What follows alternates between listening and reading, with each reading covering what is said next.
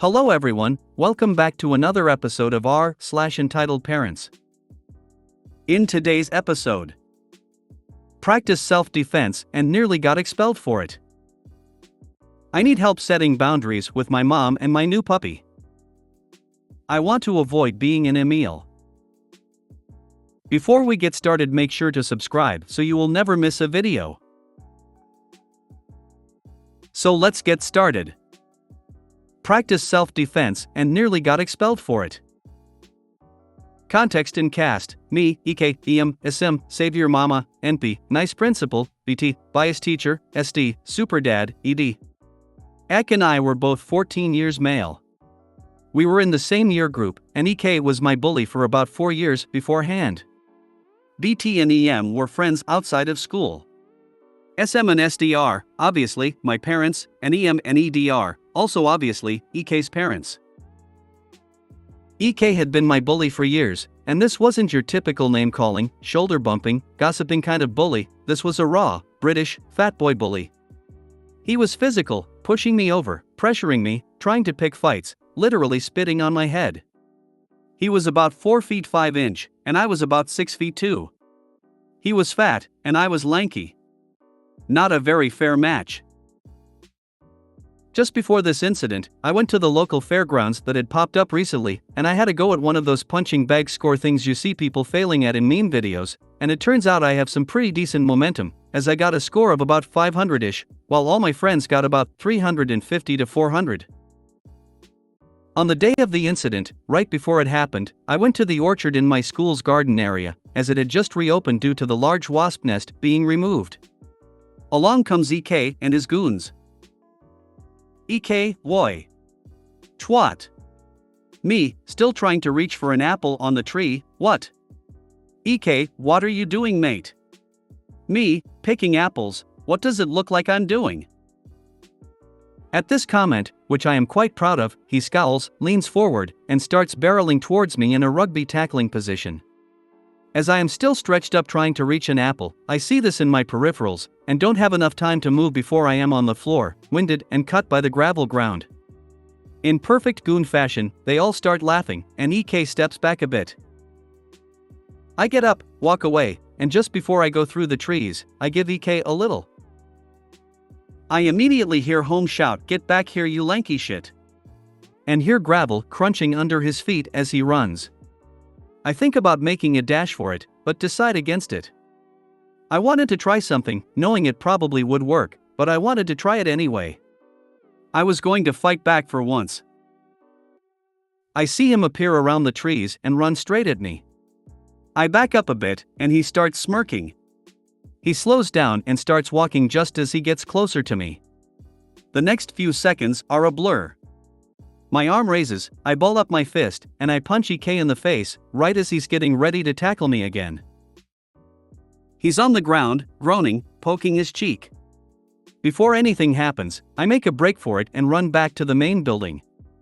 Class starts and EK comes in late, with a purple cheek. Shit. BT asks him what happened, and EK tells her a bullshit story of how I punched him unprovoked. This is typical for him, as when I have told the teacher about what he's done to me before, he makes up some story about how he is the victim, and for some ungodly reason, the teacher can't decide who's lying and who isn't, and so just punishes us both. It's gotten so bad that SM tells me to shush whenever I mention EK's name, as she knows it's gonna be bad. EK sits down, and class goes on. Later, I get called to the principal's office. EK and BT are there, along with NP. EK is told to tell his side of the story, in which he says that I pushed him over and punched him for no reason. All the while, BT is glaring at me. I then tell my side. I have been on good terms with NP for years now, so I hoped that he would believe me. But it seemed that BT had been trying to convince NP that I was in the wrong here. NP told us all to leave, and that he would get our parents to come into school to talk about this. A few days pass and SM, EM, EK, and I are back in the principal's room. To spare you the details, as this is already very long, EM started raving about how I should be expelled for assaulting her sweet child, and SM argued that EK should be expelled for all he has done to me, and how I was only using self-defense. It ends with, as usual, us both getting punished and suspended. Later, SD decided enough was enough, and so he and I did something very unprofessional, and went to EK's house on the weekend. My dad knocked on the door, and ED opened the door. ED, hello, who are you? SD, I'm Opie's father, I've come to have a word with you and your son. ED, right, well then, I guess you can come in. At this point, ED was visibly intimidated, as my dad was very tall, 6'5", and he wasn't lanky like me, he was wide-shouldered, big muscles, essentially, bigger and stronger than ED would probably ever be. SD told me to wait in the car. He never really told me what was said in there, just told me that EK should leave me alone from now on, and if he doesn't, make sure to tell him. EK left me alone for a long time after that. Until the school called the police on him after I told them about how he slapped my ass, for some unknown reason, probably just to annoy me. He was charged with sexual assault and suspended. He never really interacted with me again after that. I notice now that this post is more about EK than EM or ED, but I think it still fits with the subreddit, ick. How is he spitting on your head when you're nearly 2 feet taller?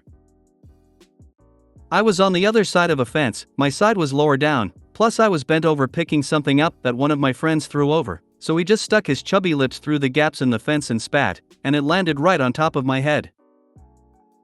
I've encountered the type before. My kid was the bigger, stronger one and teacher found it hard to believe that the smaller kid would threaten my son. He falsely accused my kid of something and his mother came in ranting. Fortunately, the teacher knew my kid well enough to know that he always owned up when he did something wrong. The teacher kept questioning the kid and he finally broke down and, shockingly, admitted the truth. These weasels are enabled by their shitty parents. I need help setting boundaries with my mom and my new puppy.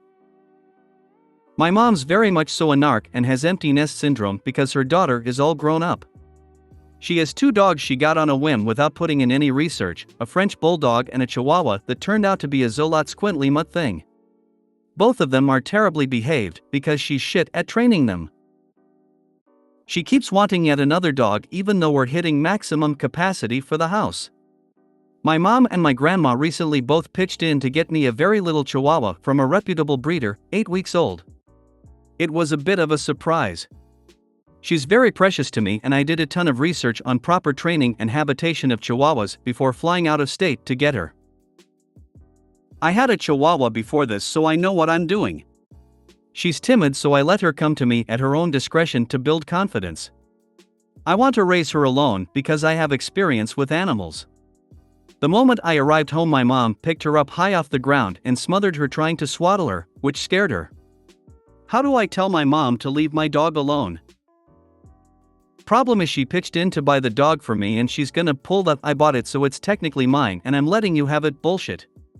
She wants to introduce her chaotic idiot dogs to mine and I don't want them anywhere near mine because she's so fragile and they're gonna be a bad influence on her. Please help me set boundaries with my mom because she's obsessed with my dog.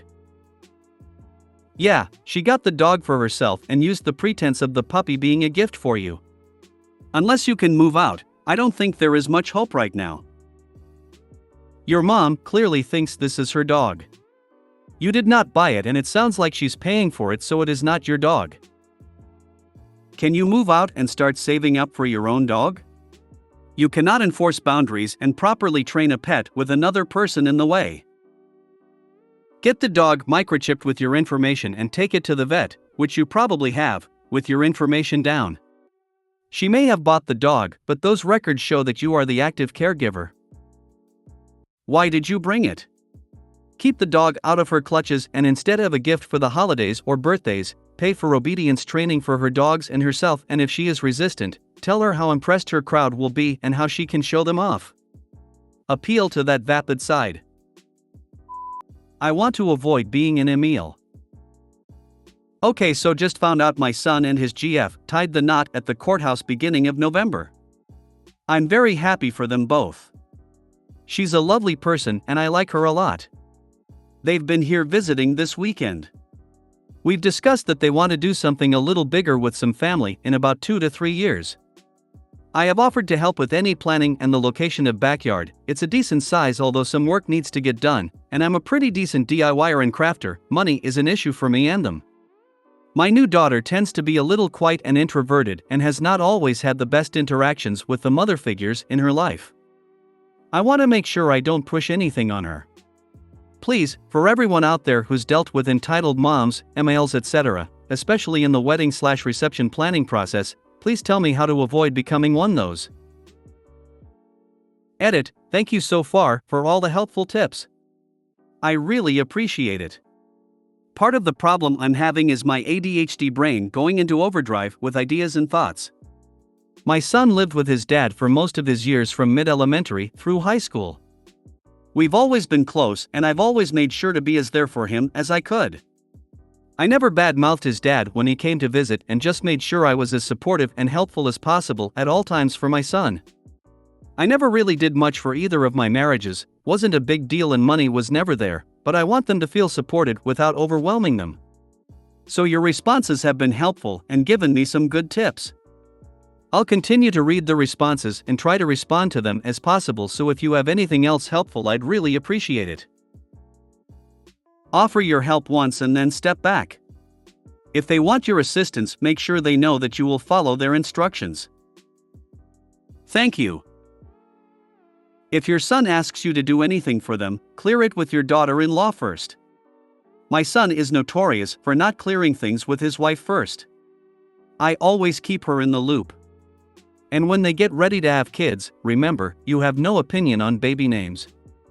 Whatever they pick is fine. Shoot, if they have a baby, I'll just be excited to make baby stuff, lol.